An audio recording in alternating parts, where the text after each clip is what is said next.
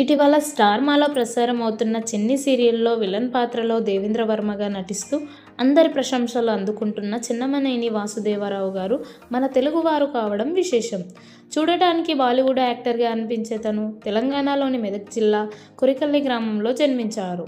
కానీ తను పెరిగింది మాత్రం హైదరాబాద్లోని అల్వాల్లో.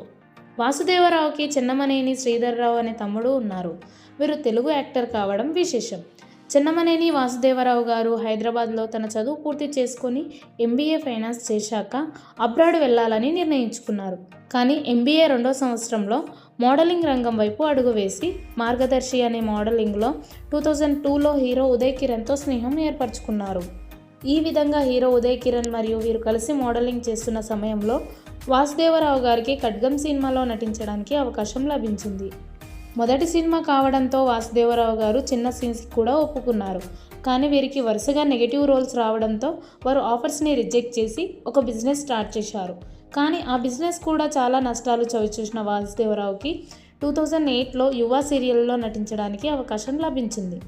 యువ సీరియల్స్తో మొదలైన సీరియల్ ప్రయాణాన్ని వారు అలాగే కొనసాగిస్తూ తన 9th సీరియల్ అయిన రామసీతతో చాలా పాపులర్ అయ్యారు. తర్వాత సంజీవని, భార్యామణి, అక్క మొగుడు, నయనం మరియు జానకి కలగనలేదు సీరియల్లో విక్రమ్ ఐపీఎస్ పాత్ర ద్వారా మంచి గుర్తింపు పొందారు. 2017లో వసంత్ సినిమా మరియు సిల్క్ శారీ వంటి సినిమాలలో కూడా నటించారు. ఇప్పుడు చిన్ని సీరియల్లో నెగిటివ్ పాత్రలో నటిస్తూ విలన్గా మంచి క్రేజీని సంపాదించుకుంటున్నారు.